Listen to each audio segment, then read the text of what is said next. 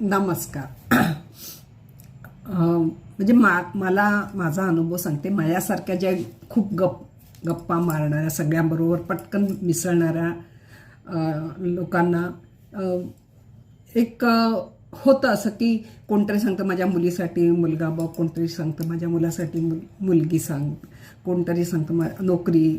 हे म्हणजे हे बट नॅचरल आहे अशा गोष्टी. आणि मला ही आवडतं की आपल्याला कोणतरी मदत मागते आणि आपल्याला जमण्यासारखं असेल तर जरूर मी करते. मी आणि सांगते मी त्यांना की मला इतकीच ओळख आहे, बाकीचं पुढचं तुम्ही बघा.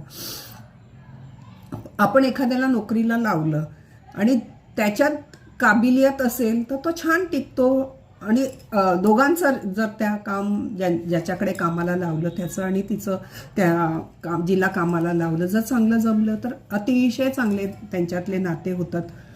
मग भले ते आपल्याला विसरून देत की हिच्यामुळे मला नोकरी लागली किंवा हिच्यामुळे मला ही मदतनीस मिळाली. हे जरी कोणी विसरलं तरी मला एक समाधान मिळतं की त्यांनी जेव्हा त्यांना गरज होती त्याला मी मदत केली.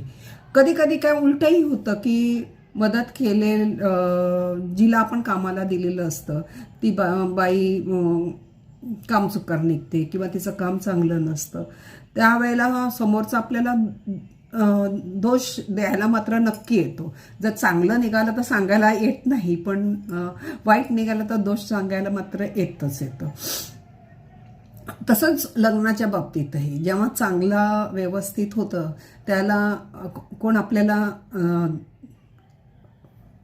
त्यांचा संसार आहे, त्यांनी एकमेकांना समजून घेतलेलं आहे, ह्याच्यामध्ये आपलं काहीच नाही, आपण फक्त सांगितलेलं असतं. हे आपण लक्षात ठेवलं ना की आपल्याला त्रास नाही होत. पण जर का चुकून त्यांच्यामध्ये बेबनाम झाला तर मात्र दोष लागतो. पण मी तरी सुद्धा मला सगळे म्हणजे असं आजपर्यंत टचवूड मी सांगितलेल्या याच्यामध्ये अशी फसगत अशी कधी झालेली नाही. मग लग्नामध्ये असू दे किंवा कामासाठी असू दे किंवा कुठल्याही कोणाला घरासाठी वगैरे ह्याच्यामध्ये मी कधी ₹1 कमिशन घेत नाही. पण कोणी दोष येऊन सांगितला तरी मी मनाला लावून घेत नाही आणि कोणी येऊन धन्यवाद पण नाही दिले तरी मला लावत नाही. कारण माझ्या मनात हे सांगताना इदम न मम हीच भावना ठेवते.